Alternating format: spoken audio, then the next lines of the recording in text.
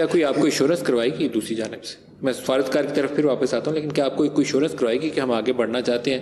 تو 370 کو تو رکھ دیتے ہیں، 35A پہ کیا کریں گے؟ دیکھیے 370 تو ان کا اندرونی ہے نا مسئلہ. بیک چینل کانٹیکٹ ہے انڈیا کے ساتھ، وہ بھی انٹیلیجنس لیول پہ چل رہا ہے. ISI اور را کی بائی لیٹرل چل رہا ہے. فورن آفس کتنا لوپ میں اس حوالے سے؟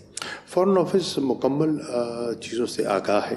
وہاں سے را کے ہیڈ ہیں اور اجیت دوول آتے ہیں. دیکھیے لیڈ رول میں تو فورن آفس ہی رہے گا. میری سشما جی سے ایک ملاقات ہوئی، فارمل ملاقات نہیں تھی، وہ بھی SCO سمٹ کے لیے تشریف لے گئی تھی اور میں بھی وہاں موجود تھا.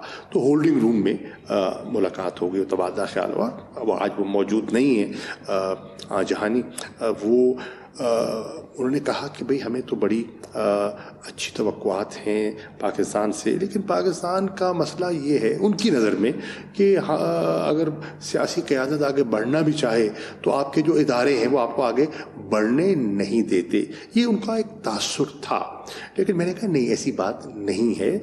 ہمارے جو ادارے ہیں وہ بھی جیو اسٹریٹجک پوزیشن کو سمجھتے ہیں اور ان نازک چیزوں کو پوری طرح ان کی نظر رہتی ہے. لیکن ان پٹ آپ بھی لیتے ہیں، ہم بھی لیتے ہیں. میرے علم میں ہے کہ سیاچن پہ آپ کا جو فورن آفس ہے ہندوستان کا، وہ آگے بڑھنا چاہتا تھا. ہندوستان کی فوج نے آگے نہیں بڑھنے دیا. یہ ایک حقیقت ہے، میں اس کے پوری طرح واقف ہوں. لیکن خیال یہ تھا کہ انہیں یہ اعتماد کی ضرورت تھی کہ بھائی کیا اگر کوئی گفت و شنید ہوتی ہے تو کیا سب ادارے جو ہیں وہ ایک پیج پہ ہیں.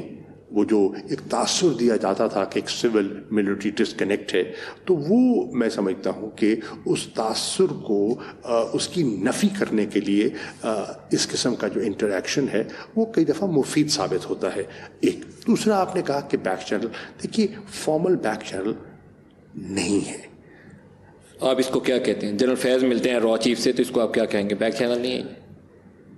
میں اس کو back channel, formal back channel نہیں کہوں گا. اس کو آپ کیا کہیں، کیا نام دیں گے؟ میں سمجھوں گا کہ یہ they are meeting for last 2 years regularly, پہلے UK میں اب UAE میں. میں اس کو یہ کہوں گا کہ وہ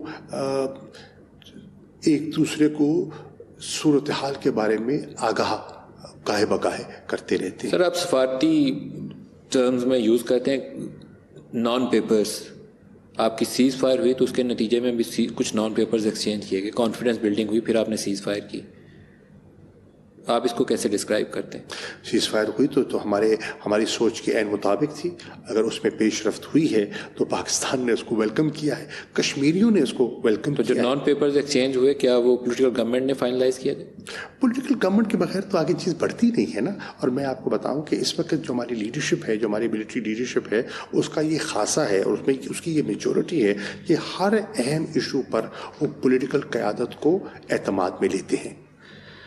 ماضی ہمارا بہت سارے معاملات میں لاہور پروسیس ہوا تھا، واجپئی آئے تھے، بس ڈپلومیسی توڑا کس نے ہمیں معلوم تھا. جنرل پرویز مشرف نے اس کو پسند نہیں آیا.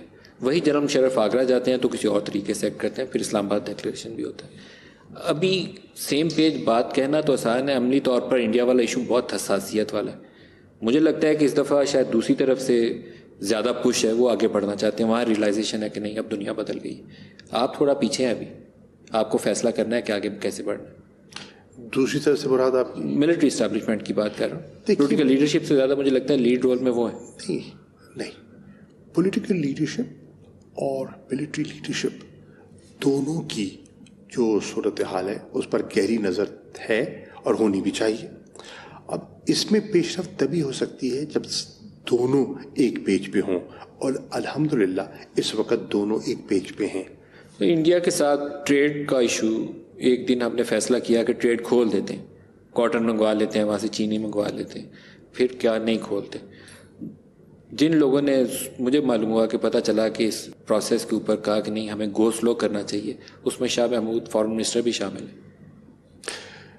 ملک صاحب بات یہ ہے کہ ہر فیصلے کے کئی پہلو ہوتے ہیں. ایک معاشی پہلو ہے اور ایک سیاسی پہلو ہے، اسٹریٹجک پہلو ہے. جو economic committee of the cabinet ہوتی ہے وہ صرف معاشی پہلو کو دیکھتی ہے، اور معاشی پہلو کو اگر دیکھا جائے، ملک میں اگر کپاس کی کمی ہے اور آپ کی سارا جو ٹیکسٹائل سیکٹر ہے وہ اس وقت اس کی پروڈکٹیوٹی افیکٹ ہو رہی ہے، پروڈکشن افیکٹ ہو رہی ہے because of a lake of lent جو اویلیبل ہے ہمارے ملک میں، کراپ اچھی نہیں ہوئی، آپ کے علم میں ہے، تو ان کی نیچرل یہ خواہش تھی کہ وہاں سے منگوا لی جائے کیونکہ اکنامک سینس بنتی ہے۔ لیکن اس اکنامک سینس کو جب آپ ہولسٹک پکچر میں دیکھتے ہیں کہ اس طرف جو آپ نے کیوں مخالفت کی براہ راست؟ کیونکہ آپ فارن منسٹر ہے، آپ کا ایک پوائنٹ آف ویو ہوگا، وہ میٹر کرتا ہے۔ دیکھیے میرا پوائنٹ آف ویو یہ ہے کہ ہم نے جب یہ فیصلہ کیا تھا 5 اگست کے ہندوستان 2019 کے اقدامات کو سامنے رکھتے ہوئے، جب ہم نے ڈپلومیٹک ریلیشنز کو ڈاؤن گریڈ کیا تھا، جب ہم نے تجارت کو وقتی طور پر منقطع کرنے کا فیصلہ کیا تھا، تو اس کا ایک بیک گراؤنڈ تھا، وہ ایک میسیجنگ تھی، اور وہ میسیج یہ تھا کہ آپ جو کشمیر میں کر رہے ہیں ہمیں وہ پسند نہیں آیا، کشمیریوں نے اس کو مسترد کیا ہے، پاکستان اس کو مسترد کرتا ہے، وہ آپ کا فیصلہ غیر قانونی ہے، وہ آپ کا فیصلہ یک طرفہ ہے، وہ آپ کا فیصلہ جو سلامتی کونسل کی قراردادوں نیشنل لاء کے برعکس ہے، آپ جو ڈیموگرافک چینج کر رہی ہیں وہ 4th جنیوا کنونشن کی خلاف ورزی ہے، آپ یہ نہ کریں۔ یہ ہمارا ایک واضح موقف تھا۔ اب اس موقف کو سامنے رکھتے ہوئے اگر ہم کہیں کہ وہ موقف ہمارا کشمیر پر قائم ہے لیکن تجارت ہو رہی ہے، تو یہ ایک مکسڈ سگنل جانا تھا، اور میں سمجھتا تھا بحیثیت وزیر خارجہ کہ ہندوستان کو مکس سگنل نہیں جانا چاہیے۔ آپ نے یہ کیبنٹ میں پوزیشن لی، لیکن میرے لیے سرپرائز یہ ہے کہ ای سی سی دفتر خارجہ کی اور سیکورٹی اسٹیبلشمنٹ کی ان پٹ کے بغیر انڈیا سے trait is not a normal routine business for Pakistan اور انڈیا۔ وہ کیسے کر سکتا ہے؟ دفتر خارجہ سے ان پٹ ہی نہیں ہے۔ دفتر خارجہ سے ان پٹ نہیں لیا گیا تھا، نہیں لیا گیا تھا۔ یہ ای سی سی نے ایک اکنامک اینگل سے اس کو دیکھا تھا، اور میں ملک میں نہیں تھا۔ جیسے میں پہنچا اور دوسرے دن ہی کیبنٹ میٹنگ تھی، تو میں نے کیبنٹ میٹنگ میں اس کو ریز کیا اور پرائم منسٹر کی توجہ اس طرف مبذول کرائی، اور انہوں نے میرے نقطہ نظر کو سمجھا۔ پھر انہوں نے ایک اسپیشل اجلاس بلایا، اور اس اجلاس میں انہوں نے سب پہلو جو ان کے زیر غور آئے اور انہوں نے میرے فیصلے کی تائید فرمائی۔ اور اسی طریقے سے جو سفارتکاری کے میدان کے اندر ایک بڑا رول تھا کہ ہم نے اپنے بائی لیٹرل ریلیشنز میں تھوڑا سا ڈاؤن گریڈ کر دیا تھا امبیسڈرز وغیرہ کو۔ اب بات یہ چل رہی تھی کہ ان کو بھی واپس بلا لیا جائے، یہ شاید ایک پہلا سٹیپ ہو سکتا تھا، لیکن آپ نے اس کو بھی اپوز کیا کہ نہیں، 370 کی پیش رفت کے بغیر ابھی اس کے اوپر نہیں جانا۔ دیکھیے 370 میری نظر میں وہ اہمیت نہیں رکھتا۔ تو اہمیت کیا رکھتا ہے؟ 35A۔ کیا کوئی آپ کو ایشورنس کروائی گی دوسری جانب سے؟ میں سفارتکار کی طرف پھر واپس آتا ہوں، لیکن کیا آپ کو کوئی ایشورنس کروائی گی کہ ہم آگے بڑھنا چاہتے ہیں؟ تو 370 کو تو رکھ دیتے ہیں، 35A پہ کیا کریں گے؟ دیکھیے 370 تو ان کا اندرونی ہے نا مسئلہ۔